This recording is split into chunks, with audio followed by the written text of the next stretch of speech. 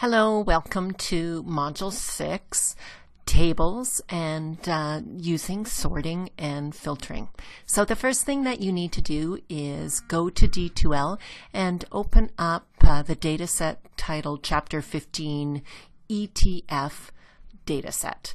And we're going to be using this for both the table and the pivot table that we're going to be taking a look at in the next video. You can also use this data set to follow along with some of the examples that are in Chapter 15 of your textbook, the Maze textbook.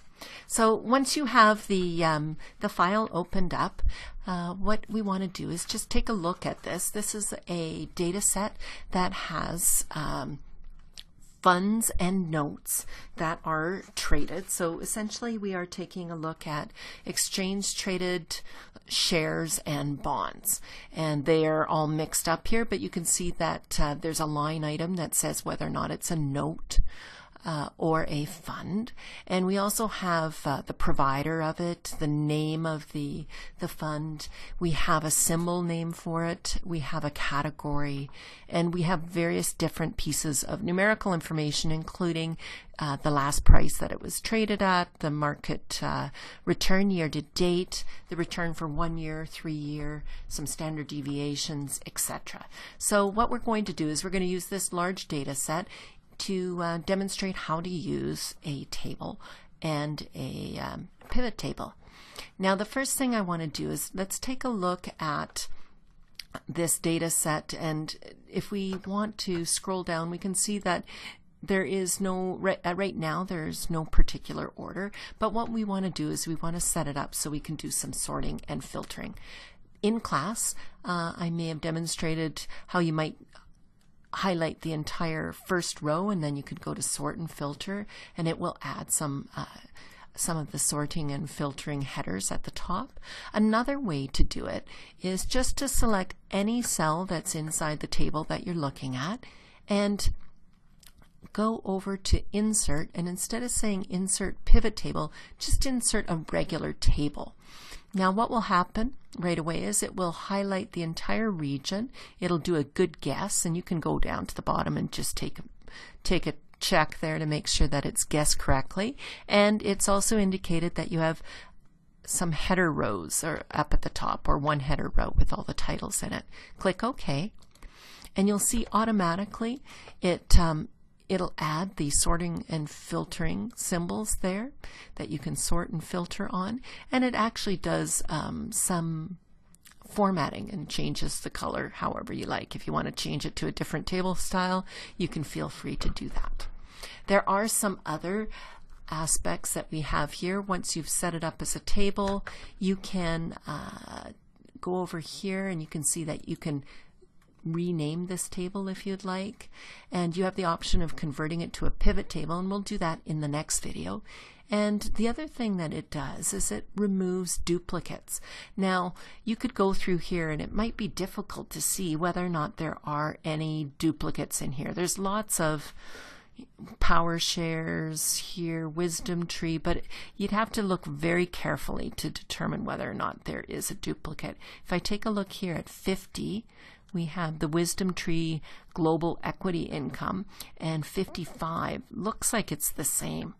Okay, one of the things that we can do is I'll just sort by ETF name from A to Z, so alphabetically, and actually I'm going to go from Z to A, because if I go up here, taking a look, I can see wisdom tree. I've got several of them that look like they're absolutely identical.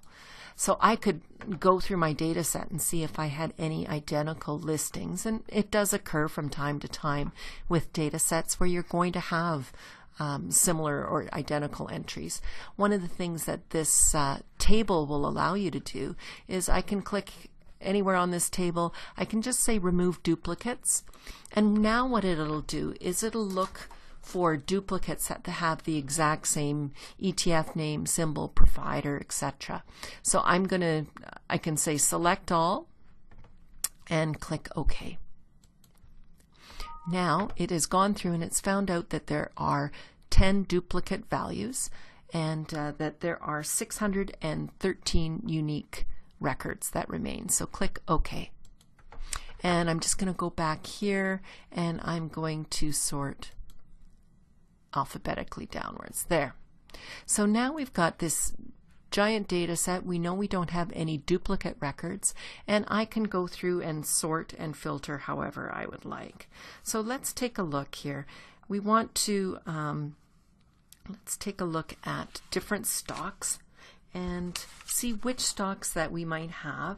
So in this case we want ETF, so I only want to include stocks, and I only want to include stocks that have traded at greater than 5% since the beginning of the year. So I'm going to go across here to the market year to date, and I could sort numerically and then just find those that are greater than 5, or I can go to the number filter here and I will click number filter, and I will say I want to see only those that are greater than or equal to 5%. Notice that I have other options. I could show the top 10 stocks based on their year-to-date return. I can do just those stocks that are above average, just those stocks that are below. And let's try just do the above average.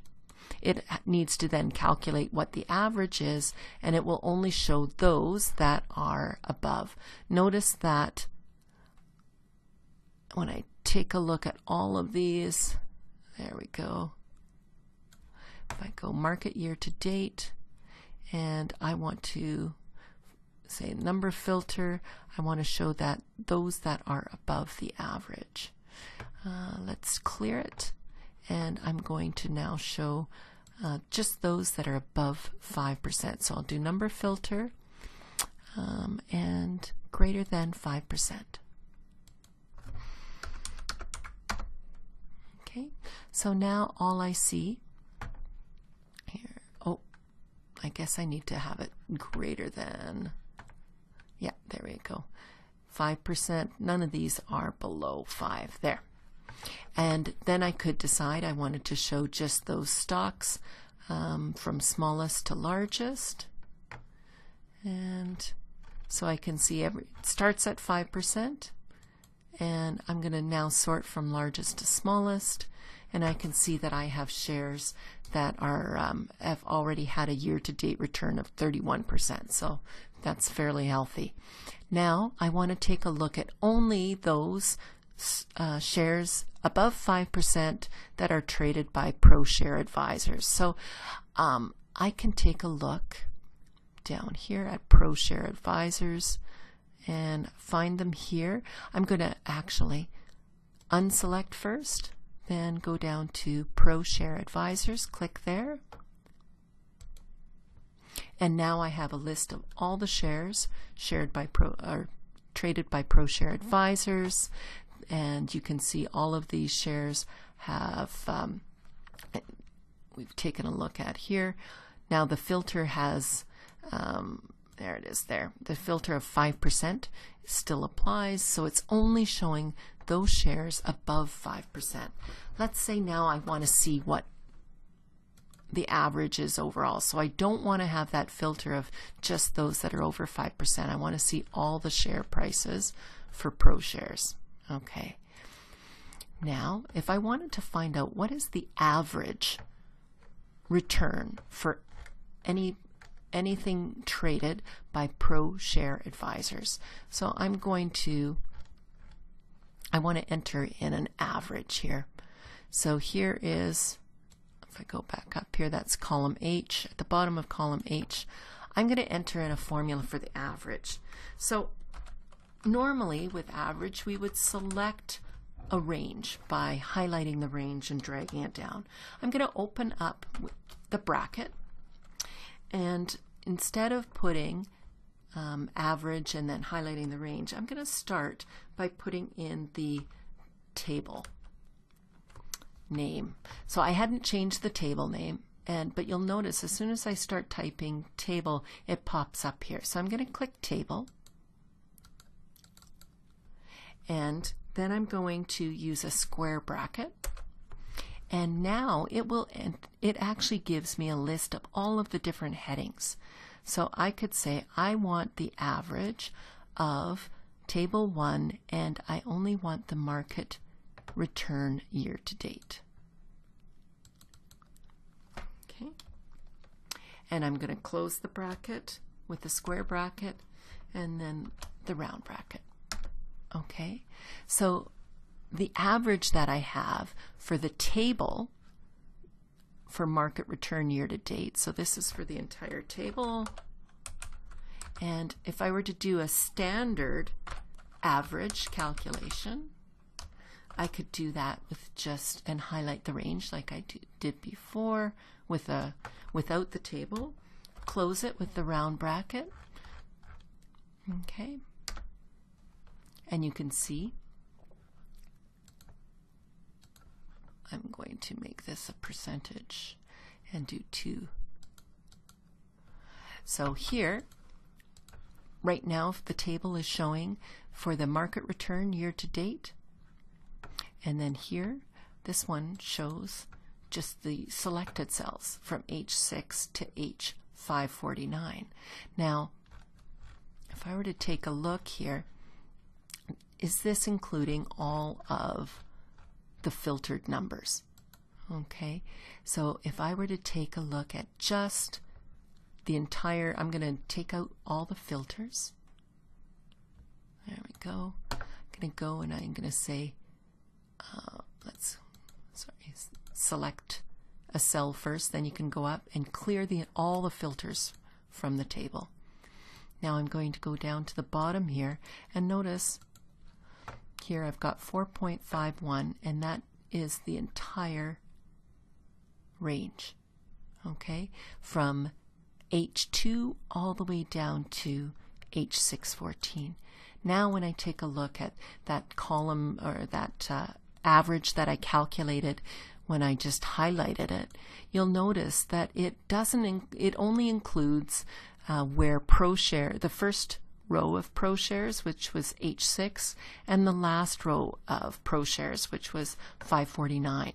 So you have to be careful when you have your sorts and filters. Pay attention to the range there, because what it is doing is it's just highlighting a range from the start to the end, and it will include all the cells in between.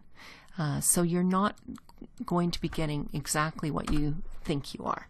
So in this case, you can see I've got using the average function, I can use table and then it'll automatically give me different column headings. So that's a little bit different when you're dealing with tables, how you're going to do the different calculations for the functions. So what I'm going to do is I'm going to end off here, and shortly we will take a look at pivot tables in the next video.